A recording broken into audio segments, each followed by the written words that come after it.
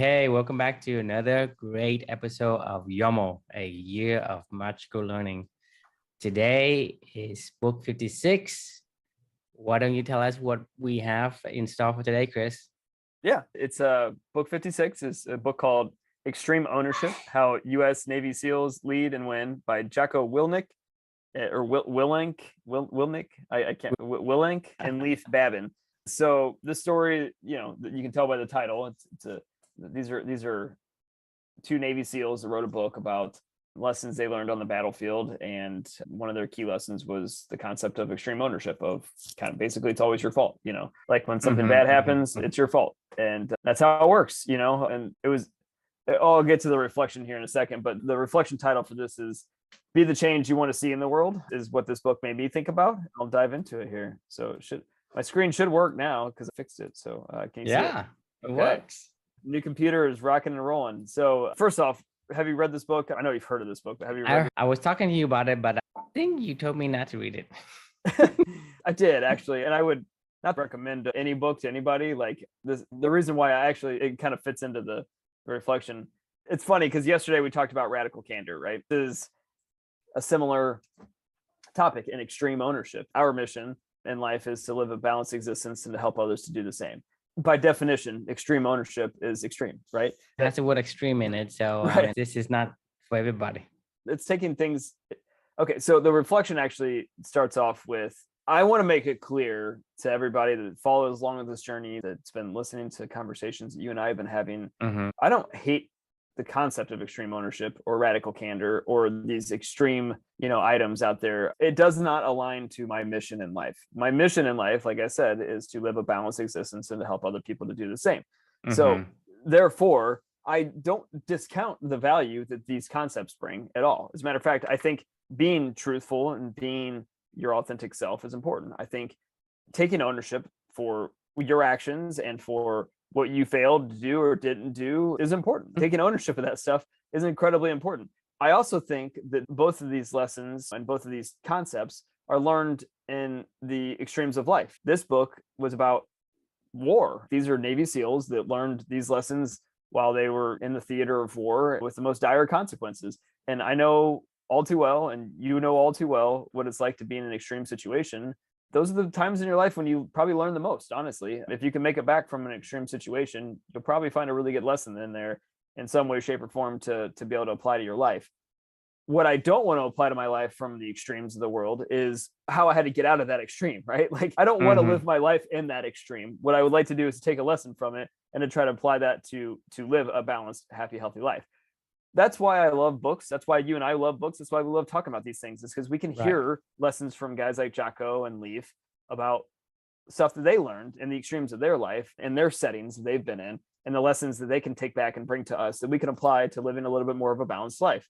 So that's the value that I really bring, or that I get from these kinds of conversations and topics. I don't love what they talk about. I don't love, I'm never, I guess I can't say never, probably will never be in a theater of war or something like that where any of this is applicable. And also, I don't want to be in that. Like, nobody wants to be in these kind of environments, so I also don't ever want to be in a company where anything I have to do that has to be extreme in order for it to work 80 hours a week. I mean, that's extreme. Right.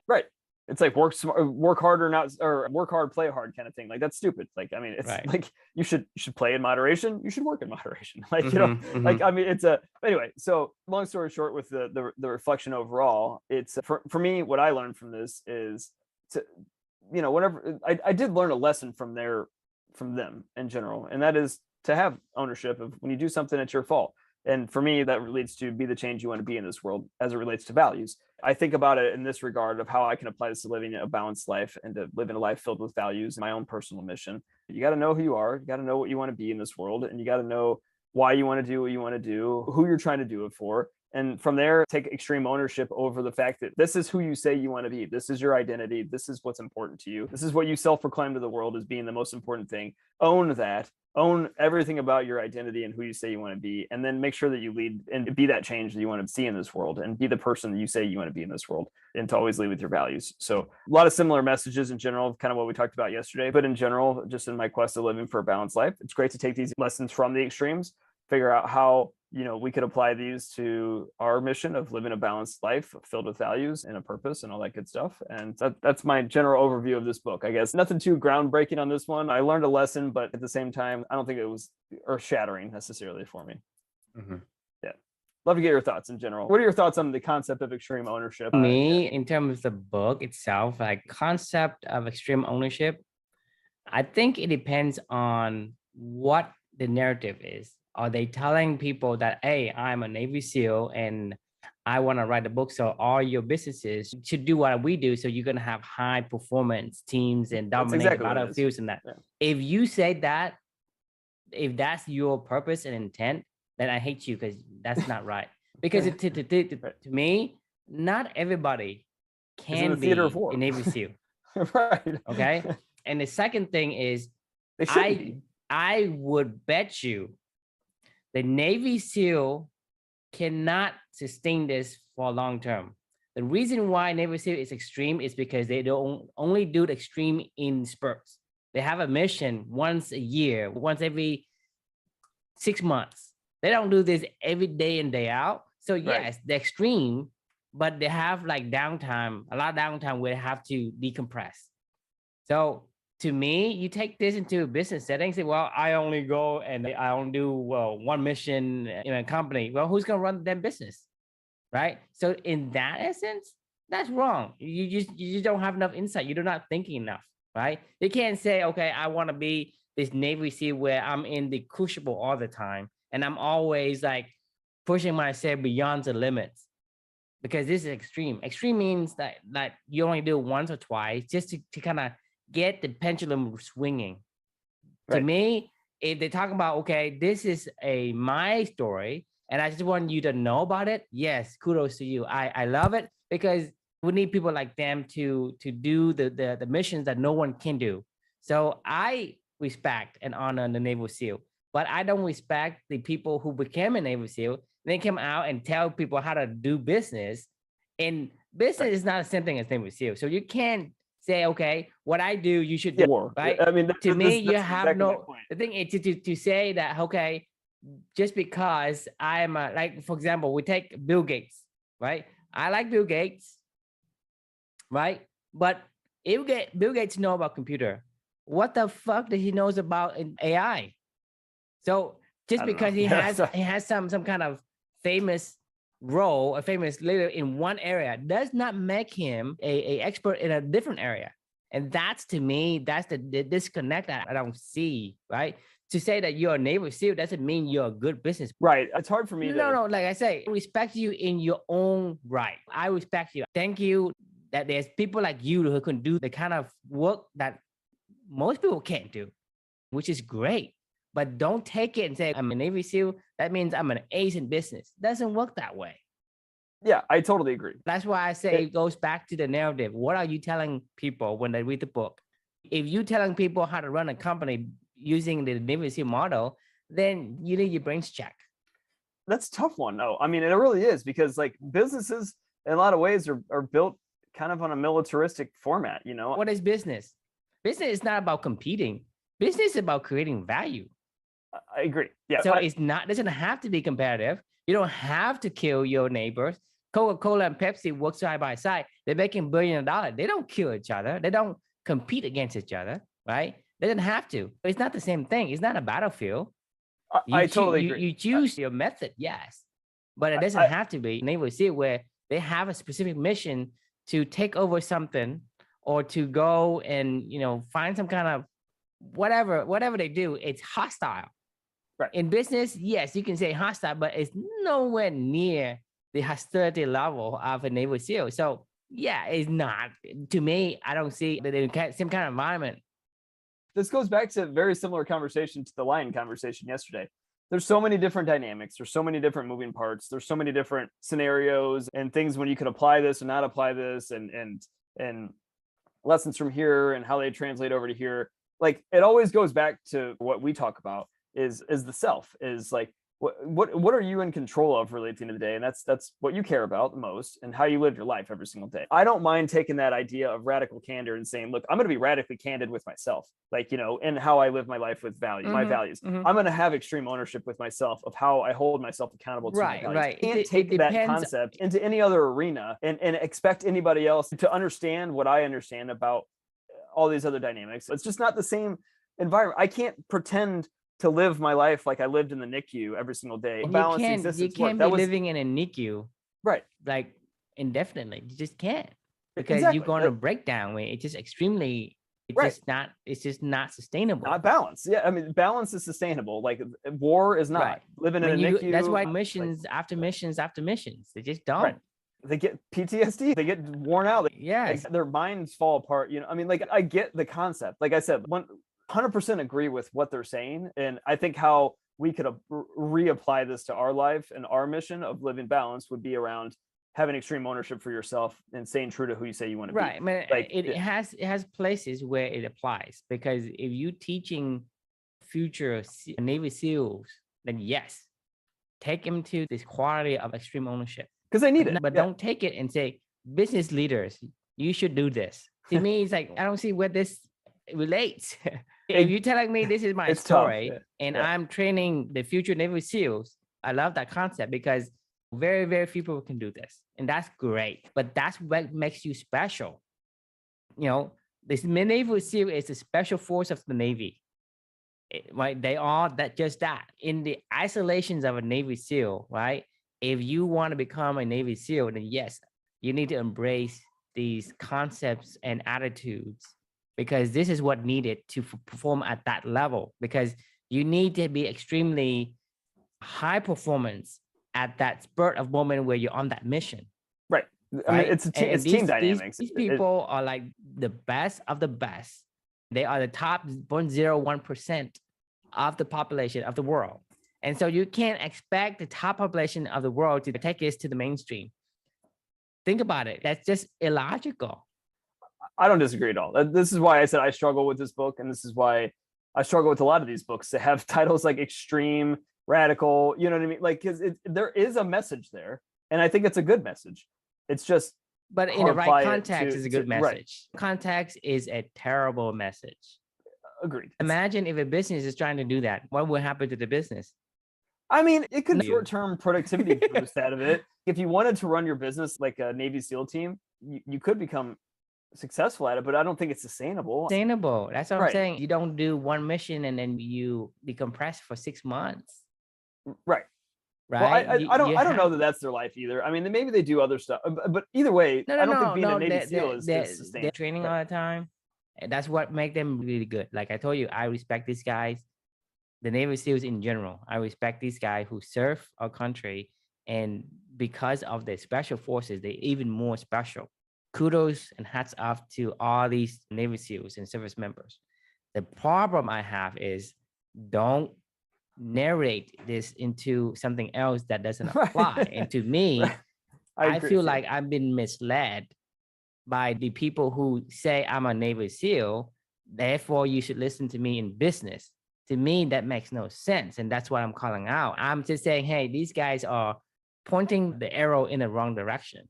It's a good lesson, needs to be applied in the right application, the right settings, the right understanding. You take them into the training of Navy SEALs or at West Point, right?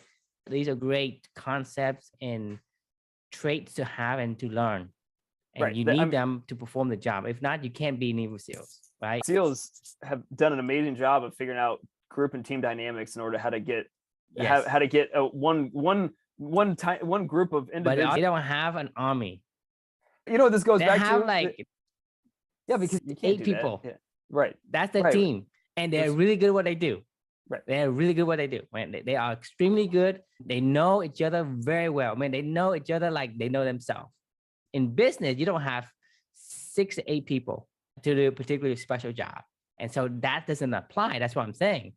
Yeah, I agree. You know what this reminds me of is the whole 90% chimp, 10% bee. This is a concept you would want to be 100% bee on, right? You know what I mean? Navy SEALs can operate like that in certain scenarios when it's all for one for all, and they're in the heat of the combat, and you got to be a bee. You got to do what you got to do and you got to take ownership for what you need to take ownership, and everybody's life is on the line kind of thing. Like that's when you go full B, right? But in our real life, we got to still be a 90% we got chimp. We got to be 90% of the chimps characteristics. So I mean, it's gonna clash when you're trying to be B all the time. Right, exactly. Like you could build a business or a culture off of being 100% B all the time, but I don't know that people are going to find fulfillment in that. Like I think that they're going to find stress and anxiety and more of the bad stuff that we're trying to avoid for our mission, which is why I say, like, once again, I don't want to hate on this at all, because I think it's a good lesson. And I think, going full B every once in a while is a good thing. I think we should go full B with ourselves is the point, like right. Go and to B, me, there is first, good lessons to learn from this. It's like, if you're talking about like you doing your core values, right? Then you need to be extremely ownership of your core values. Like that's your important. That's the first mission, first priority, whatever you want to call it. To me, take the extreme ownership concept into that personal like sector, right? Versus that's sustainable. Right, because that's who you are, that's who you want to be, and that defines you, just like what the extreme ownership defines a Navy SEAL, right? So the extreme ownership concept itself can be applied to you. Hey, I'm fanatic about health, I'm fanatic about core values, I'm fanatic about football, I'm fanatic about whatever, because that to me is extreme, but that's sustainable because that's what is driven. You're driven by that, and that's fine, right? So that's why I say I agree with you with the change that you want to see in the world. Other people like who are like football fanatics, for example, you want to make that person, hey, what does a sports fanatic do? Are they, a good sportsman? Are they a good fan? Whatever, be that change you want to see and have other people. So you have to kind of take extreme ownership in that regard. The concept of extreme ownership applies. Like I said in the beginning, it depends on the narrative of what the author is trying to dictate. If he's dictating for something like the business world, that every business should do it, and I think that's in the wrong direction. But if you're talking about something that's personal, like this is a Navy SEAL team, this is a personal missions team or whatever, because you are so fanatic about whatever is driven you, you always going to do above and beyond the call of duty. So that becomes extreme ownership, and that works. Right. I agree. It's an interesting concept.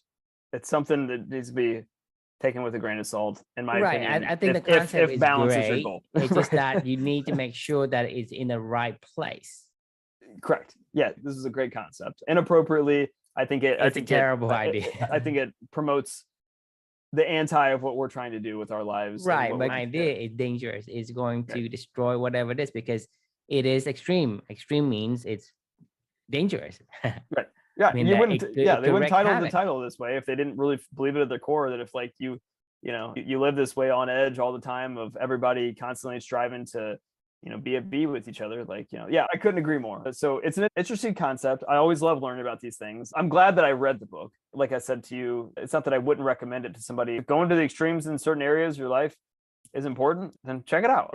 But for me, human nature aren't built for extremities. Agreed.